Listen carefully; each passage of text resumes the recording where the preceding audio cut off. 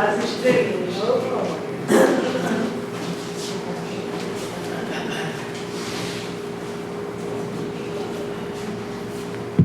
Graça, misericórdia e paz da parte de nosso Senhor e Salvador Jesus Cristo. Amém? Nós vamos abrir as nossas Bíblias num texto bem conhecido da palavra, que está em Efésios capítulo 2, versículos 8 e 9. Diz assim a palavra do Senhor: porque pela graça sois salvos, mediante a fé, e isto não vem de vós, é dom de Deus, não de obras, para que ninguém se glorie. Amém? Amém. Vamos orar. Senhor nosso Deus e nosso Pai Celestial, imprime essa palavra nos nossos corações, para que não venhamos a nos gloriar por feitos humanos. Muitos de nós têm se achado por terem sido alcançados por essa graça bendita, quando graça é favor imerecido de Deus.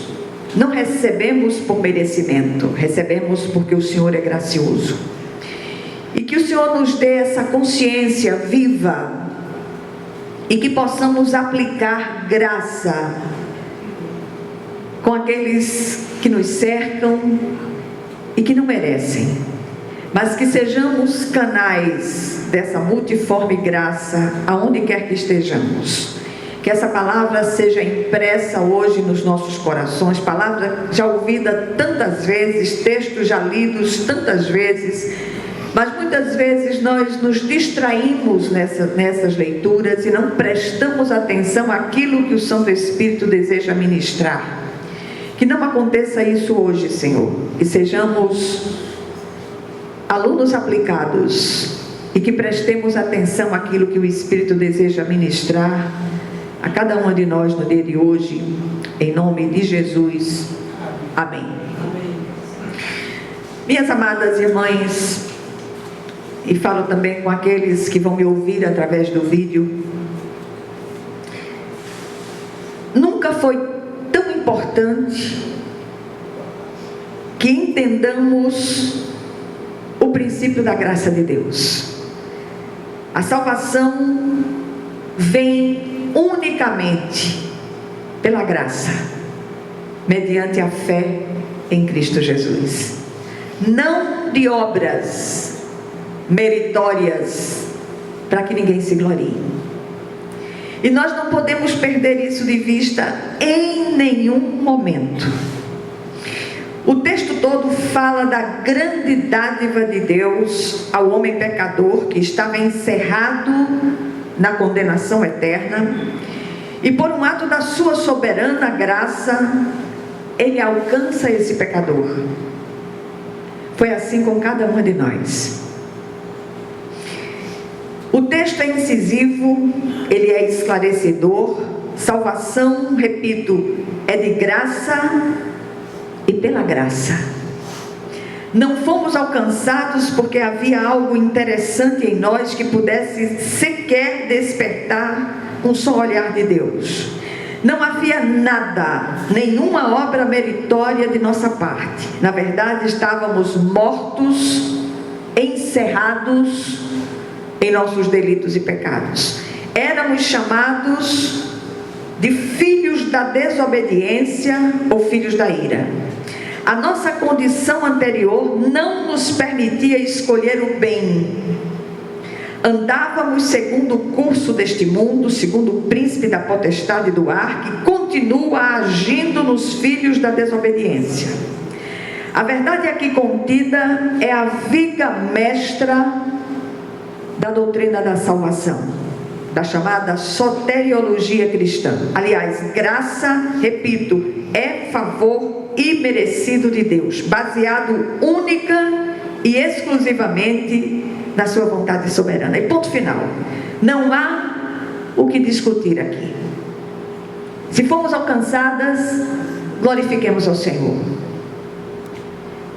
que louvemos o seu santo nome, porque um dia estávamos absolutamente perdidas, encerradas na condenação eterna, e o Senhor olhou para cada uma de nós: se é você, venha cá, eu lhe escolhi.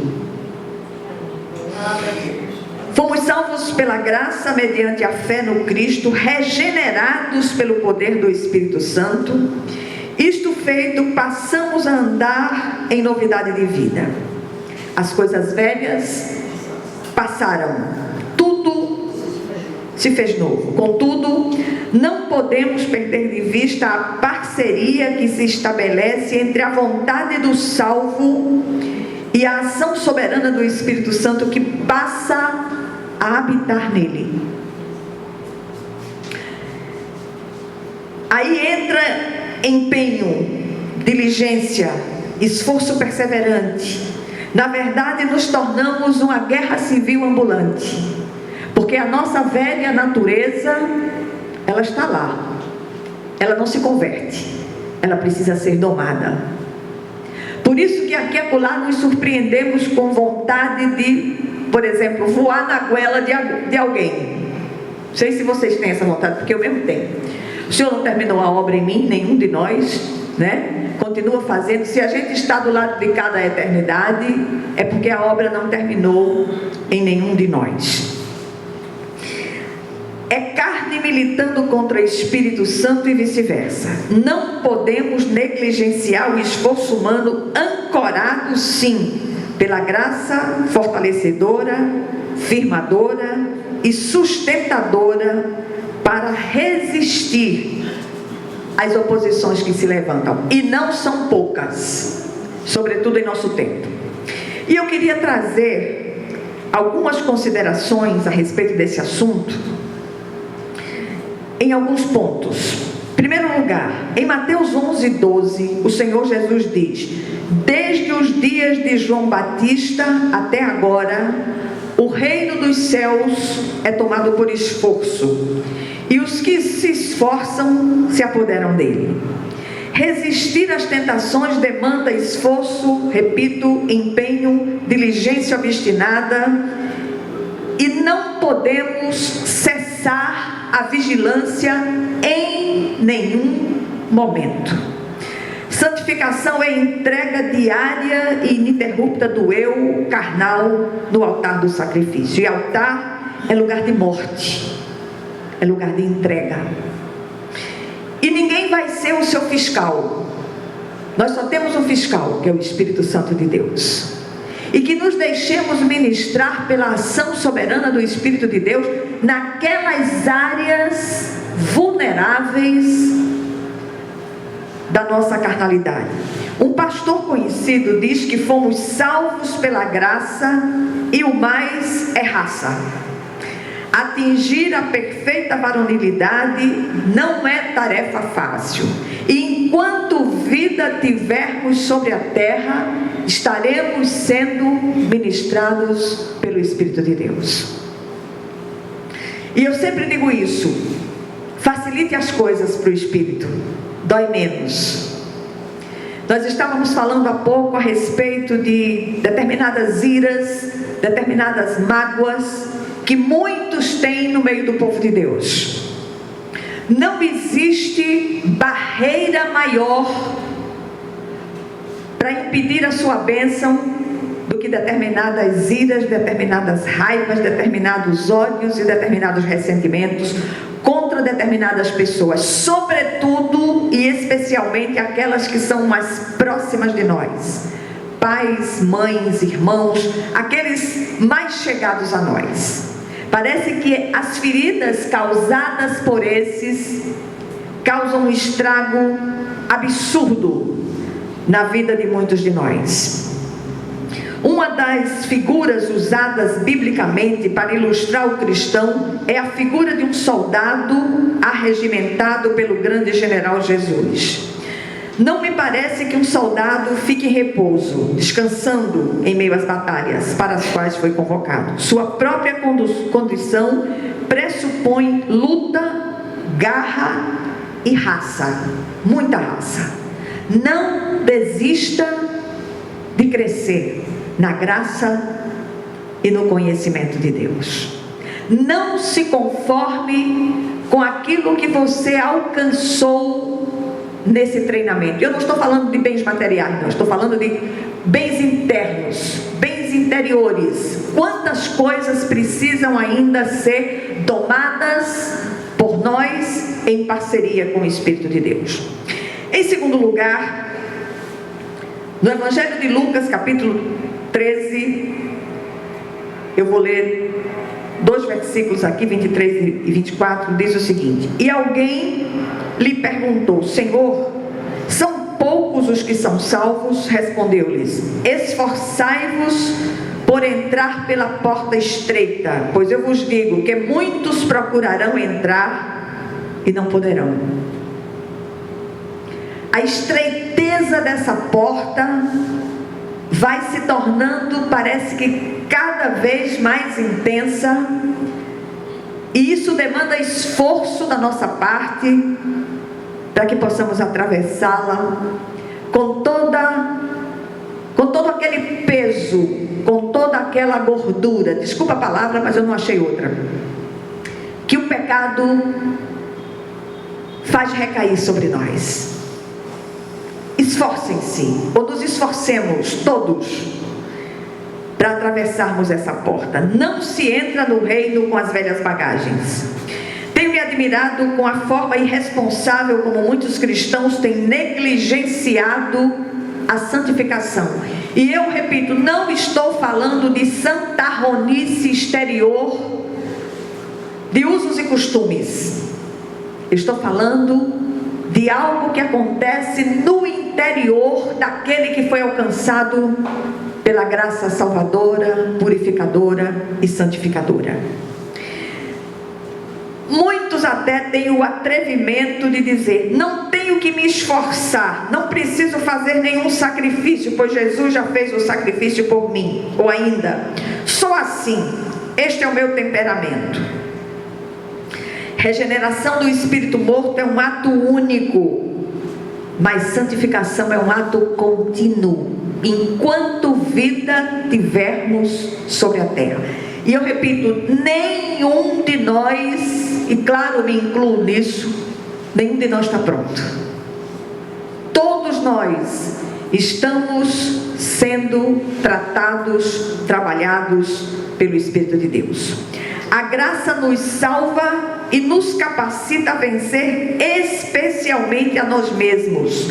Mas se não nos empenharmos com raça, seremos vergonhosamente nocauteados pela nossa rebelião ao atender às nossas vis inclinações. Carne não se converte, precisa ser domada. A medida da estatura da plenitude de Cristo é o nosso padrão. Não adianta você se mirar no fulano de tal, no pregador tal, no missionário tal. O nosso padrão chama-se Jesus, o Cristo de Deus. É para Ele que precisamos olhar, é nele que precisamos mirar, e é nele que precisamos ser conformadas ou conformados dia após dia. A graça que capacita para que façamos, mas cabe a nós decidir fazer ou não. E eu queria passar uma tarefa para vocês hoje. Eu não quero saber a resposta vocês deem ao Espírito Santo de Deus. Qual a área específica da sua vida que precisa ser levada ao altar do sacrifício? Eu repito, o altar de sacrifício é lugar de morte. Que você possa, nas suas orações de hoje, levar essa área e amarrar no altar. Porque determinadas áreas têm a estranha mania de pular para fora do altar. Que nos deixemos ministrar pelo Espírito de Deus. O Senhor tem uma obra para fazer na vida de cada uma de nós. E Ele não vai desistir dessa obra. Agora deixa eu dar um conselho. Coopera, que vai doer bem menos. Em terceiro lugar, encontramos em 2 Coríntios 3, 17 e 18, o apóstolo Paulo dizendo o seguinte: ora, o Senhor é o Espírito, e onde está o Espírito do Senhor, aí há liberdade. E todos nós, com o rosto desvendado, contemplando como por espelho a glória do Senhor, somos transformados de glória em glória, na sua própria imagem, como pelo Senhor, o Espírito. E você pode perguntar: que liberdade é essa mencionada aqui pelo apóstolo Paulo? É liberdade de fazer a vontade de Deus, o que antes era impossível para nós no estado em que nos encontrávamos. Então, liberdade para nós é fazer a vontade de Deus. Não nos sobrevém tentação que não seja humana. Junto com ela vem o livramento, de modo que a possamos suportar ou resistir. Não adianta dizer: olha, eu fui tentado, mas não consegui resistir. Você não conseguiu resistir porque você não quis, porque você não se submeteu à vontade soberana do Senhor. Porque quando isso acontece, você morre, mas não se deixa dominar por aquela vontade, por aquele apetite carnal. E eu repito, não nos sobrevém nunca nenhuma tentação que não seja suportável, resistível. Diz o apóstolo Paulo em outro momento, falando aos Gálatas, capítulo 5, versículos 1 e 13, ele diz: para a liberdade foi que Cristo nos libertou. Permanecei, pois, firmes, escuta essa, e não vos submetais de novo a julgo de escravidão, porque vós, irmãos, fostes chamados à liberdade, porém não useis da liberdade para dar ocasião à carne. Sede antes servos uns dos outros pelo amor. O lugar da olaria de Deus, onde mais somos tratados, é dentro dos nossos lares. É naqueles relacionamentos mais estreitos que nós temos, pais e filhos, irmãos, e depois a gente vai expandindo o horizonte para o ambiente de trabalho, para o meio dos amigos, que deixemos que o Espírito de Deus fale aos nossos corações. Aí vem em quarto lugar, o apóstolo Pedro, em sua segunda epístola, ratificando aquilo que já fora dito por Jesus e por Paulo, no que tange a esse empenho humano de vencer as inclinações da carne, ele diz: o texto é longo, mas vale a pena lê-lo todo, visto como pelo seu divino poder nos têm sido doadas todas as coisas que conduzem à vida e à piedade, pelo conhecimento completo daquele que nos chamou para a sua própria glória e virtude, pelas quais nos têm sido doadas as suas preciosas e muito grandes promessas, para que por elas vos torneis coparticipantes da natureza divina, livrando-vos da corrupção das paixões que há no mundo.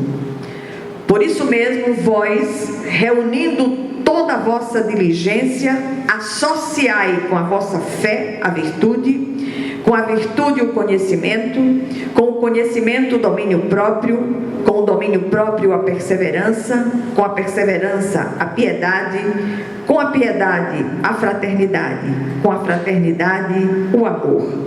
Porque estas coisas existindo em vós e em vós aumentando, fazem com que não sejais nem inativos, nem infrutuosos no pleno conhecimento de nosso Senhor Jesus Cristo.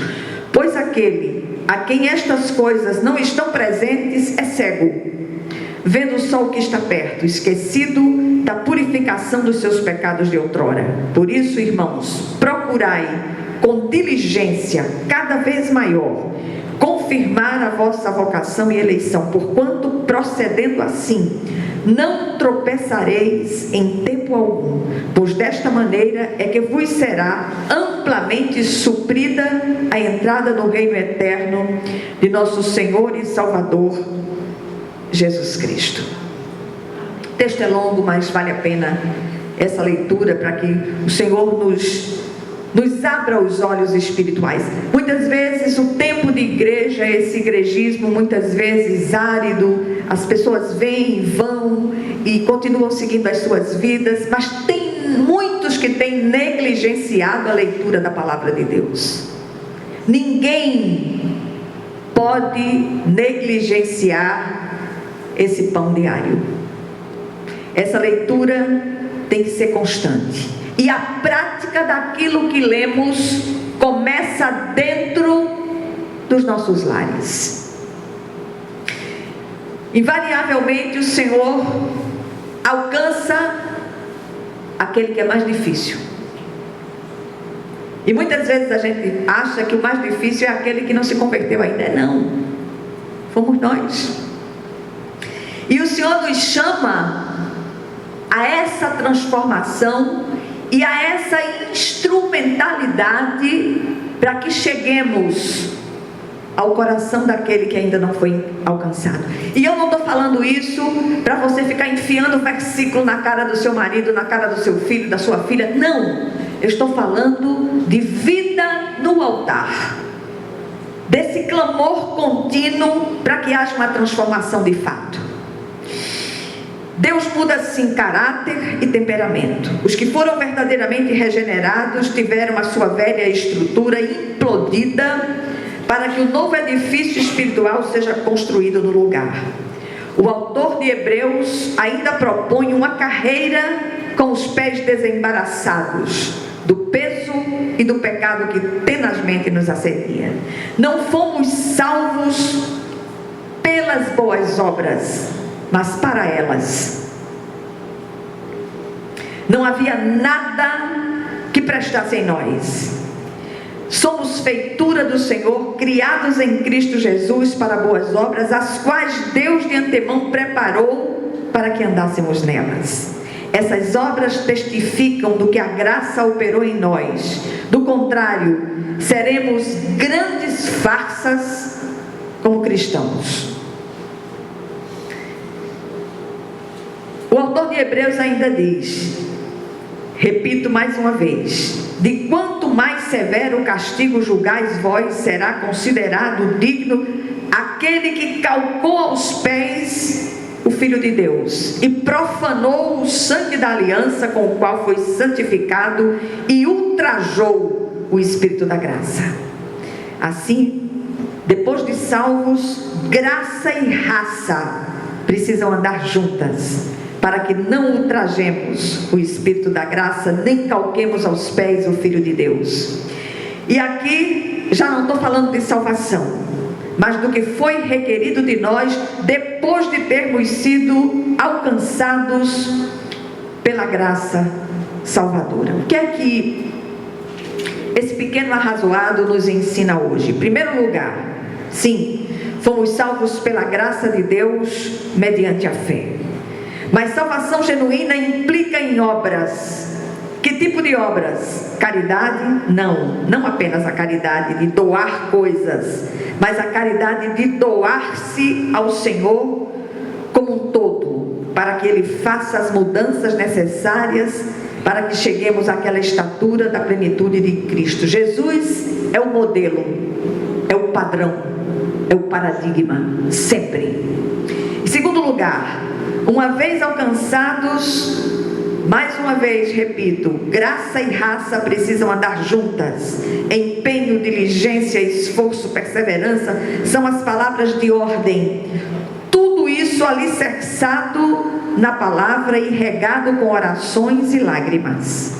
Deus muda sim caráter e personalidade.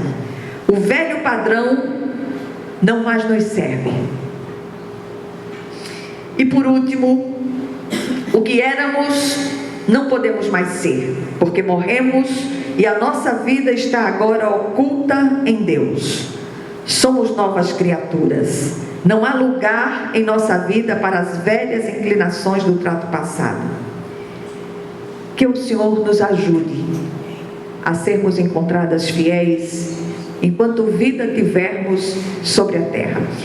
E eu quero repetir mais uma vez: nenhum de nós está pronto.